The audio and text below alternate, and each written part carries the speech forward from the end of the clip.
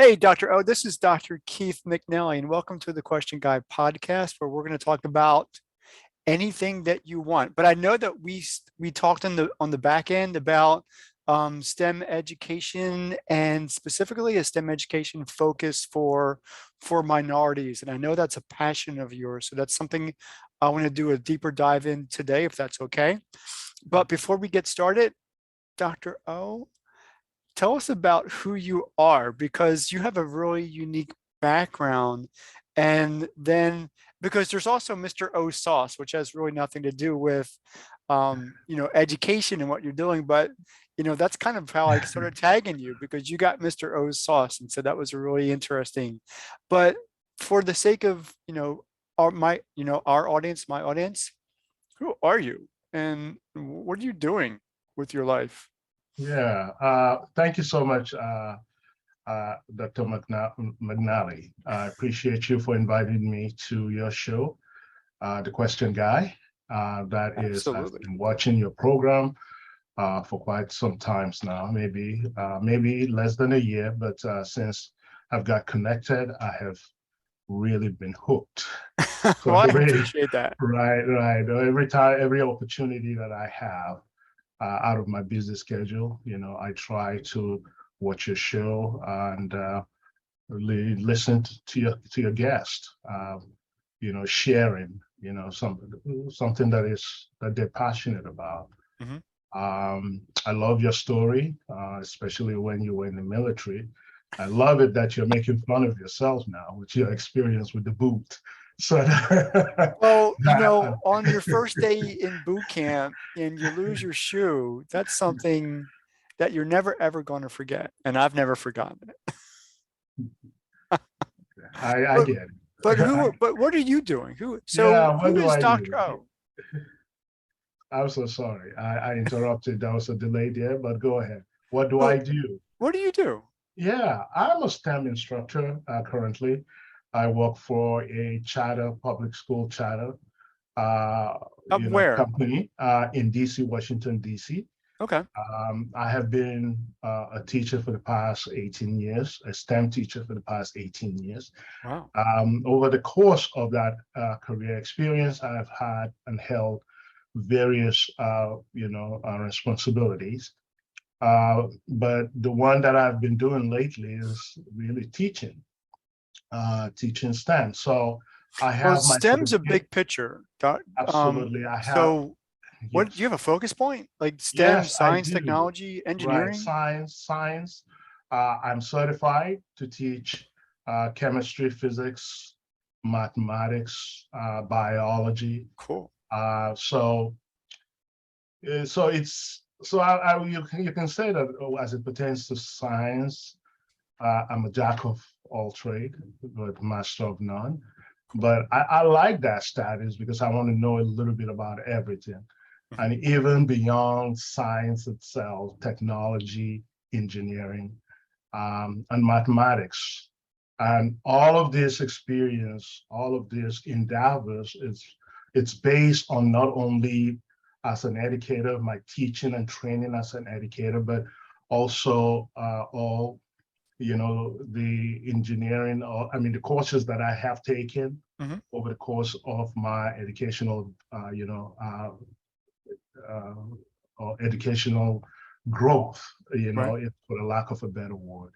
So currently, I am a STEM teacher in the public school. I have been in the teaching public school. I've taught not only middle school, I've taught high school, I've taught in college.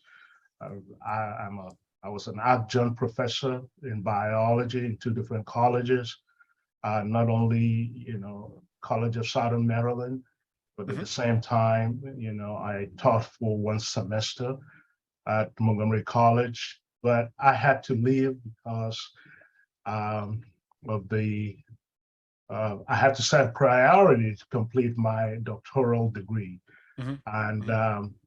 you know So what is that in? What do you have a that doctorate? my doctoral degree it's in education. My Okay. focus is my focus was in curriculum and teaching, but my dissertation though was in STEM. So for my dissertation topic, I was interested in high school teachers' efforts in efforts to help their students acquire STEM skills Hmm. for the 21st century. Oh, good. So that was really interesting to me. And the reason why I focus on STEM is not only because I am a STEM teacher, but before I became an educator, I was a researcher. So I started research uh, in college. And then when I moved to the West Coast, I'm into the East Coast, from the Midwest. I continue my career path in STEM field. So So you were a researcher in STEM fields? I was a researcher in STEM field. So I'm working for various companies as a contract biologist. Okay. Sometimes my title is a researcher, sometimes it's a technician, sometimes it's a molecular biologist, sometimes it's a radiobiologist. So depending on on the occupation or what is really needed. Okay. But I had to transition from um, from research into a different field because uh, I was having trouble growing. As you know, when it comes to research, it's all about, you know, opportunities and also the amount of papers that you can publish. Right. So Right. Right. I had a really rough time. In terms of growth, so I had to find a different path. So, and it just happened, education was an accidental, actually. I didn't want to be an educator. Really? No, no, no, not at all. My passion has always been research. Okay. But Seriously. something must have changed that for you. Yeah, as I've said, I was frustrated with, you know, with not having the opportunity to grow. Mhm. It was challenging for me. I know I'm not the best, but I did my best. Oh, But yeah. I often wonder, you know, with encouragement and with mentorship, with somebody basically being there, basically saying, suggesting or helping, recommending that why don't you try this? Why don't you try that? For many like me, sometimes it seems like you have to find, it appears to me, I have to find my way. Okay. So, and it was very competitive. Um, the Mhm. highest Well, I ever got paid, and also the pay was the problem, to be honest with you. The highest I ever got paid as a as a researcher researcher? was $32,000. But Well, I'm back sorry to hear then, that. yeah. And that was 18 But years ago. well, that was up to about 2004. Okay. Yeah, Yeah. 2004. That was the last time, my last place where I worked was at NIH. I worked for a company called Kelly Scientific Oh, as a you're contract gonna squeal on them biologist. now. I'm sorry? You you just squealed on them that they pay real poorly. No, it's not their fault. I understand. Mm. They needed temporary workers, Right. and that was the only thing I could get. Oh, that's okay. Yeah, So, so I put out a lot of applications out there. I well, let's put talk out a about lot of education. Let's applications. talk about education because Yes, education's a passion now, absolutely. and not only STEM education, but you want to bring minorities into the STEM field. And we've talked about that. And that's a lot of what your content is related to on LinkedIn. Absolutely. Yes. So that is a needed, that's just needed. I kind of lost my words there because we don't see that. The Yes. stats tell us that still, and this is 2022 as the Yes. time of this recording, that white men still prioritize the amount of job positions held in STEM fields. Um, so how can we change that? How can we bring women and minorities, blacks, Asians, whatever that minority figure looks like, into a place where they're they have confidence, competence, and can get jobs? That's a that's a big question, and we don't have to answer it all today. But you're on a mission. What's your mission? So my mission is to utilize, I would like to say that in my experience, I rely a lot on my experience to be my guide, Okay. especially as it pertains to trying to bring awareness uh, to opportunities in STEM. Hmm. Um, so I've shared with you some of the experience that I had. I don't want another minority or someone who is in the community of the BIPOC community to undergo the same experience. As a matter of fact, I want them to learn from my experience and not to make the same mistake as I did. It is extremely important.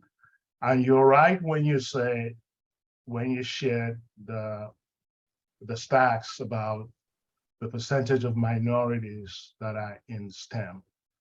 Uh, the number is really, really low.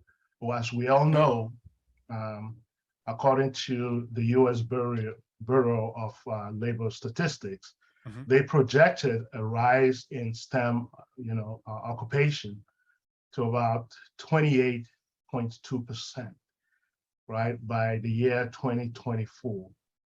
Depending on the stats that you look at, I mean, the picture sounds really good.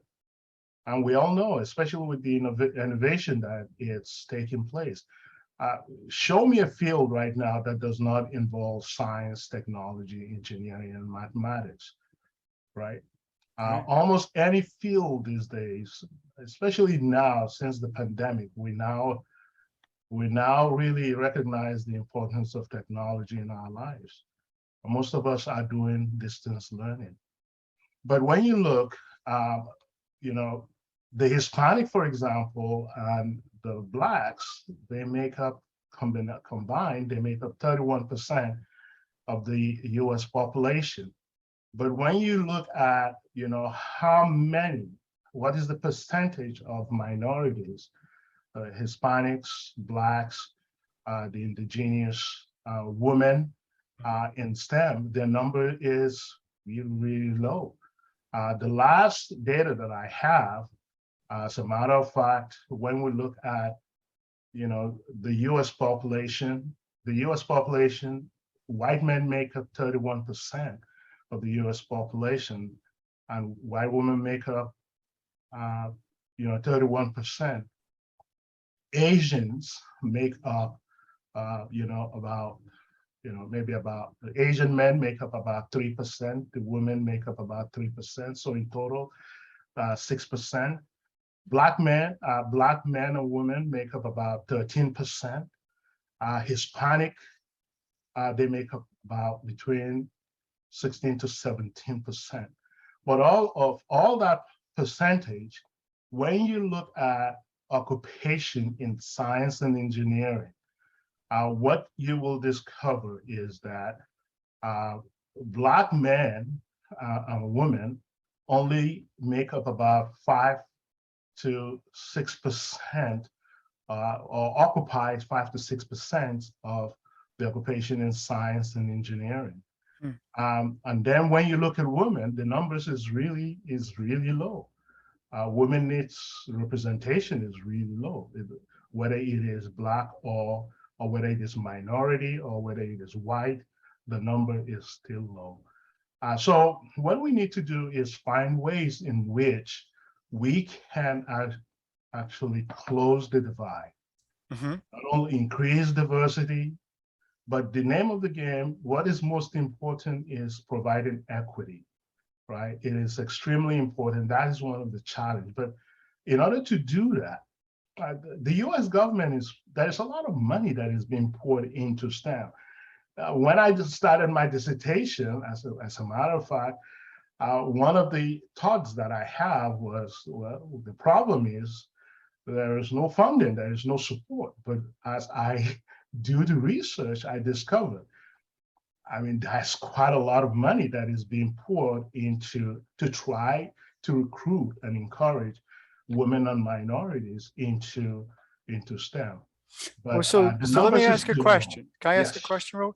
yes, So I've had these types of conversations with other people, yes, and and there's different perspectives, but I want to just offer one. yes, In that a lot of the uh, promotion, I guess, as a word to use, in terms of providing incentives for girls and minorities to enter into, or not even STEM careers, to get them interested in STEM education in the school system doesn't really start until middle school. So we're talking ages 12, 13, and 14. And from a psychologically, from a growth perspective, you know, that's late in the game, because kids started getting interested in things at a much younger age than just 11, 12, 13. So is there some type of incentive to provide STEM education, an emphasis at even the elementary school levels here in America? Because that would make sense to me, and it makes sense to other people, that the earlier we introduce the idea of these technical ends of the curriculum, science, technology, and so forth, that they'll feel good about it. They'll have confidence in it, because some of it's about confidence, and there won't be any oh, and now I'm lost for words on this Saturday morning. A social stigma against, because there aren't a whole lot of mentors that the young people can look up to. Say, hey, I want to be like that. There used to be, back in the day, I want to be like Mike. Michael Jordan, right? What did he do? He played basketball. I want to be like Mike. But there, and so that was a big, that was actually a promotional thing. Be like yeah, Mike. right. But there's nothing like that in STEM education, STEM fields, to be like somebody. And that's kind of disheartening. And I said a Right, lot just to say, maybe we should start younger. Start it. right. Is that an option? Is that a possibility? Well, I think that we're starting younger. We are. Honestly, I think we are starting younger, and I think because when you look at the number of uh, whites and Asians in the STEM field, the numbers are staggering. Mhm. And I think I have a different theory now, and that is the reason why I'm encouraging, a grassroots of, starting or focusing on the community level. If you've seen on some of my posting, that is what I try to Mhm. emphasize within my community. Good. And it's good to see. I'm going to come back to your point, Okay. but I just want to make this point. What I'm noticing more and more, and I'm really encouraged, by this, it's seeing um,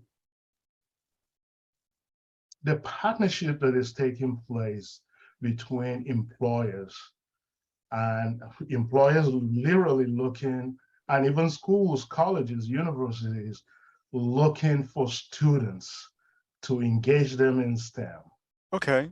I Good. see, I've started to see a lot of that. And I've also seen in the community a lot of STEM oriented, uh, you know, um, I would say after school program or community programs. Mhm. So we are starting to see more and more of that. But I think what is happening is that, well, to go back to your point, and I'll come back to my point, what's really happening? It's not that there is no engagement. as it pertains to STEM.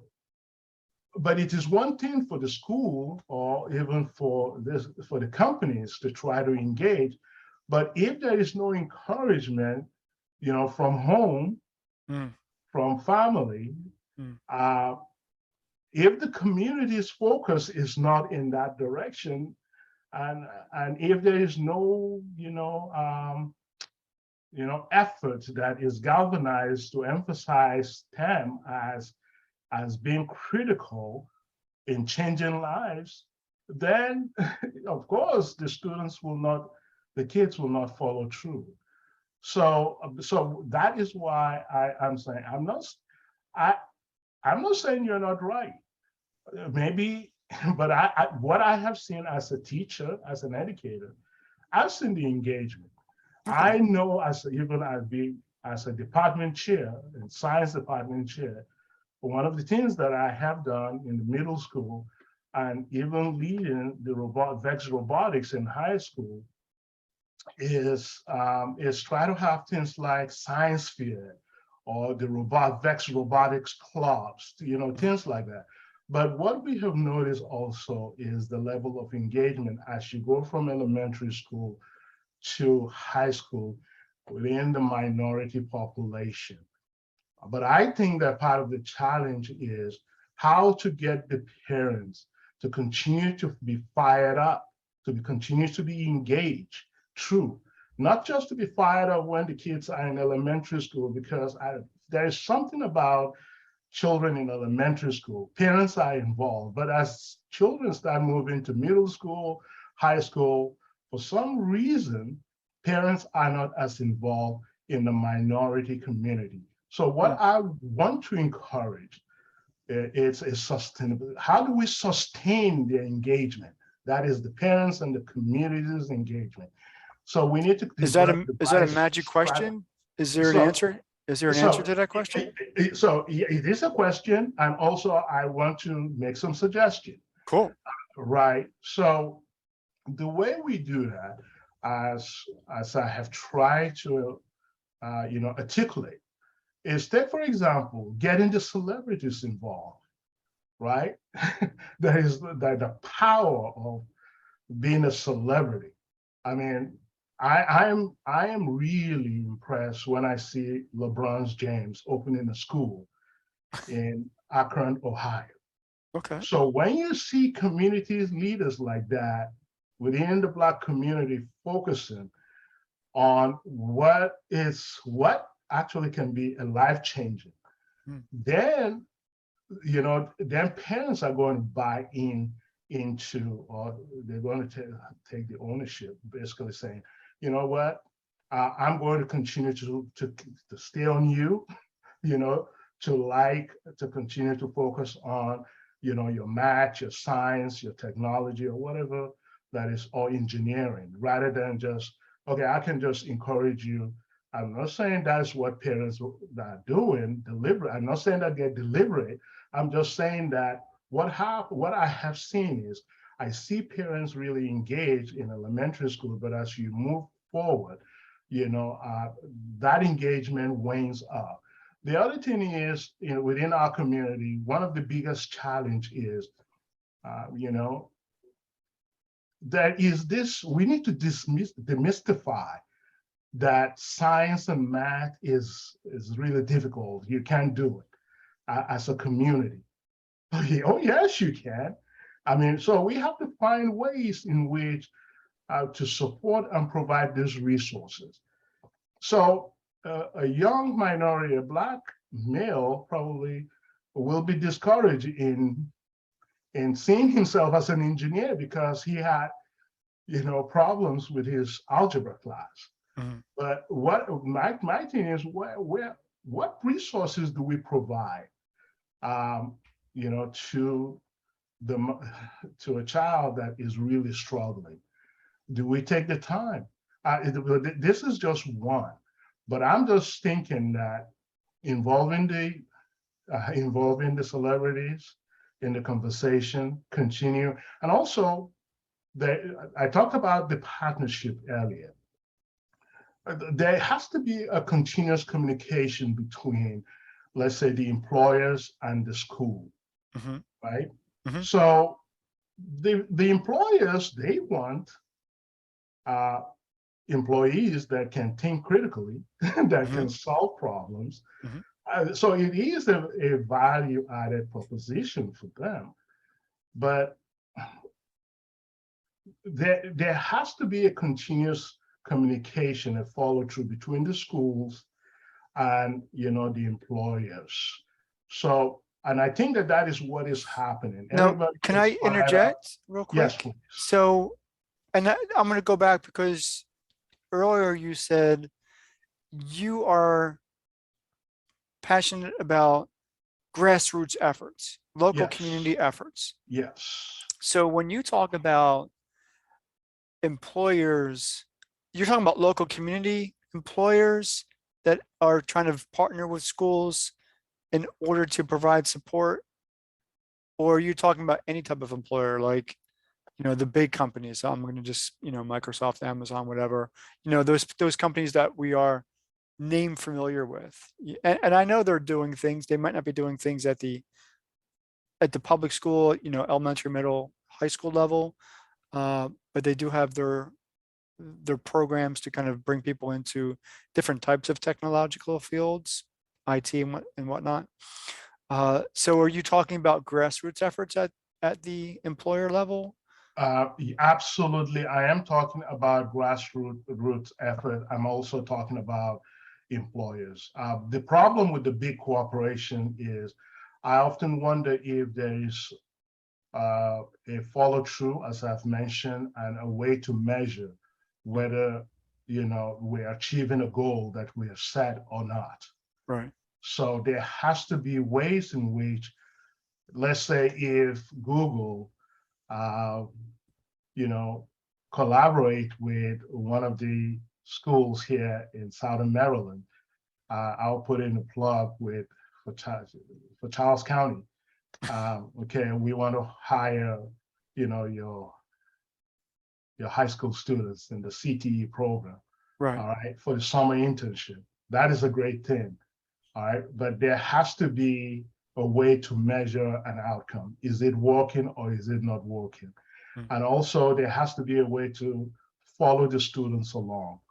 What I have seen, and I really would like, if someday, if I'm able to start a program, one of the things that I really would like to do is to have a way in which not only do I measure, the success rate of, goals that we have set out for ourselves, Mhm. but at the same time, being able to follow the students through. So let's say if I have a program that try to encourage a student from a high school, from one of our CTE program, to go to Google, right, for a summer internship. Mhm. So now now the student goes to Google. So is my job done? No, my job is not done. It is still, that is next year, that is the year that will come, after that. So what is this students doing? What, so for example, I will ask the student, what did you get out of this program? How are you going to apply this program, right? Which program are you going to apply to? Do you know you can take this experience and apply it here? And then when the child goes to college, I follow the child through college, not just to just get the child into a program and just hands up. So there has to be a way to sustain. We're all good in starting something, but the biggest challenge is how do we Sustain. sustain and follow it through? Right. So yeah, we know that there are a lot of, I mean, there's a low representation of minorities and girls in STEM, but one thing that I'm advocating is, yeah, we have to start at the grassroots level. Mhm. The simple way in which we can start at a grassroots level is, say, for example, parents in your community, are there STEM-oriented activities that is being done in the community? Recently, about a month ago, I was going around my community. I came across a gentleman and his colleagues. They were in the parking lot of one of the high schools here in Charles County. So they were displaying the drag race, the car race, or I think that's a toy, car, the drag race It toy is cars. um Hot Wheels cars or Yeah, the race cars, right. okay. So, Because I but was for also going drag to do race, so I find it very fascinating that uh, a activity like that, should be a community activity. I was asking myself, where are the kids? I expect to see a where were the lot of kids? kids because I see a lot of engineering principals here, Oh yeah. right? So if there is a way in which we can even have a space for activities just like that, whereby it is a community thing, right? So I wonder what impact that will play in encouraging our young minds, to pursue college and career in STEM field. Uh, Employers, right? Uh, Now I'm starting to see that employers are engaging Mhm. students, right? But we need more. We need more employers basically hiring students for the summer, right? You want a pipeline to STEM. This is, you want good employees. Why don't you start cultivating them right from the high school or middle school, right? Or even you mentioned elementary school. Start cultivating, start having a conversation, just like a sport. What do they call it? Scout. Mhm. Go out, to scout for the best talents, Mhm. right? I mean, sports are pretty good. I mean, the sport industry is pretty good in cultivating players, good players. Mhm. That is what we need to see, and that is the reason why I started a website. I consider myself also not only a STEM instructor, but I I want to basically make a difference. So, for example, your daughter, maybe she showed an interest in STEM. So, someone like me who has been not only who worked in the industry, but now is a STEM instructor, I want to be able to be like uh, a guide whereby, okay, what questions, what fear, what concern does your daughter have, so that we can tailor a strategy in a way whereby it can encourage her to continue to follow through. Because to be honest with you, one of the biggest challenge, and I've looked at the stats for the young girls, why don't they complete? Why do they drop out? Or the young male, the young Black male, why do they drop out? The biggest challenge or the biggest answers that they have is there is no encouragement. There Mhm. is no one that encouraged. 2 out of 3 girls, Mhm. when they were surveyed, said they were not encouraged, right? That's a large number. That's Mhm. about Yeah, when you add 25. it up. Uh, So what's the name of your website? so the name of my website is In Touch. In Touch? Yeah, Math and Science Tutoring and Educational Okay. Services.com. It's a Okay. long, I'll put it in I'll put it in the description. yeah. And so I'll give you the information later. But it is In Touch Math and Science. okay, good. And so what's well, I there's so many So let me say it again. It go is In Touch. uh-huh. In Touch Math and Science Tutoring and Educational Services.com. Okay. I'll put it in the description. Thank you. And there will be so many more questions to ask you, but probably at another time. And so what what would be words of encouragement from you right now for parents who, that you would like to tell them in order to keep their son or daughter encouraged, motivated, and interested in STEM education? Yeah. The best advice that I want to give parents is to be resilient uh, in encouraging their children. Um, I do understand the challenge in you want your child to be happy, and your child may say, well, I'm not interested in this, and it's happened to me. Yeah. Of all my children, two of them possibly uh, actually are interested in STEM,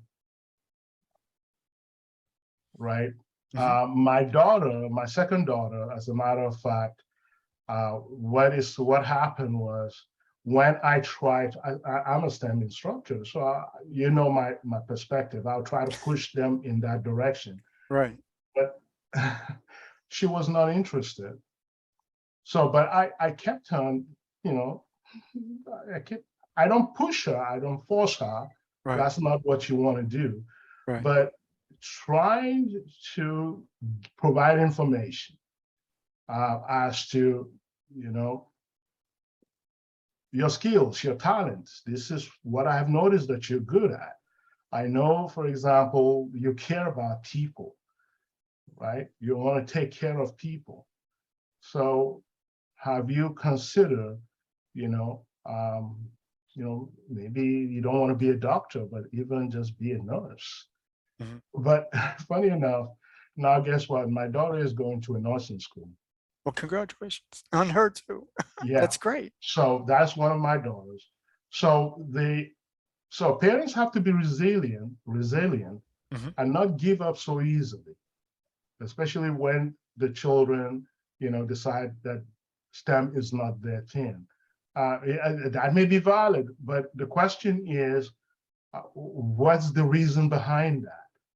Is the reason that they just don't like STEM, or they prefer another field like, you know, reading, or they want to be a linguist, or they want to be an art teacher or something.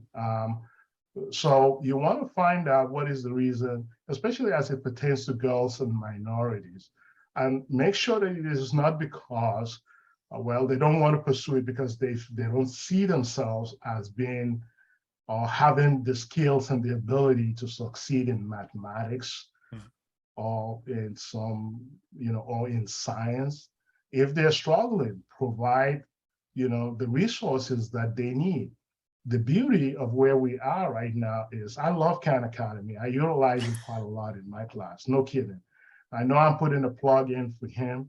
All good. That's all good. To be honest with you, I would love to be the one that came up with that concept. He came up with a great concept, for individualized and targeted and intentional, remediation. I use Khan Academy a lot for my students, especially when they're at home. Okay. So it gives a lot of good tutorials, and also students can watch the videos over and over and practice, and it gives them feedbacks. Oh, good. Those kind of resources, but that is not the only resources that are there. Now science have done even better. Now we have like fact simulation, whereby students can actually perform lab activities at home. You got Gizmo, right? They can perform lab activities. So there are resources that are out there. Parents have to provide the students. We have to make sure that the reason why they're saying no, they're not interested, make sure it is not because they don't see themselves as being good. I mean, Right. if the situation is, well, I don't think I'm good at this, or it's too boring, or something like that. So the name of the game is providing them with the resources. And sometimes don't think they're not listening to you. Um, in my research, one of the things that before I forget, I really do want to make this point. Go ahead. Okay, this point that I want to make is, I look at another data that, you've heard of the phrase that says follow the money, Yeah. right? Yeah. So I look at the data as it pertains not to how much or the priorities when it comes to money between different communities. Okay. One of the decent things that I have discovered is that in the minority community, the priority amount of spending, it's not towards, a college or STEM oriented, degrees. But when you look at the white, and most especially the Asians, they spend quite a lot of money in that direction. Hmm. So that is something, but again, here's also the other point. The other point that I discovered. One of the reasons, when you look at that number, you go a little deeper, when that research data that I was looking at, when they dig a little deeper, what they discovered was the following. A lot of the students that pursue STEM degree or the college degree, their parents also had a college degree or some kind of a 2 years or 4 years college degree. Mm-hmm. And they're working in the STEM field. Mm-hmm. And most especially when it pertains to the Asians. So Asians are minorities too. Is that a model for the other minority groups to follow? Absolutely.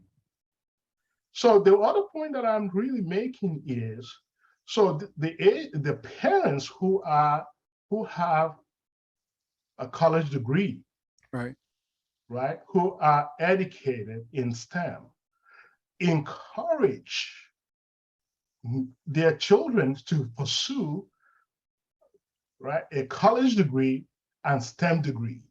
Right. But when you look at the Blacks or the Hispanic, you look at our numbers, mm-hmm. right? Of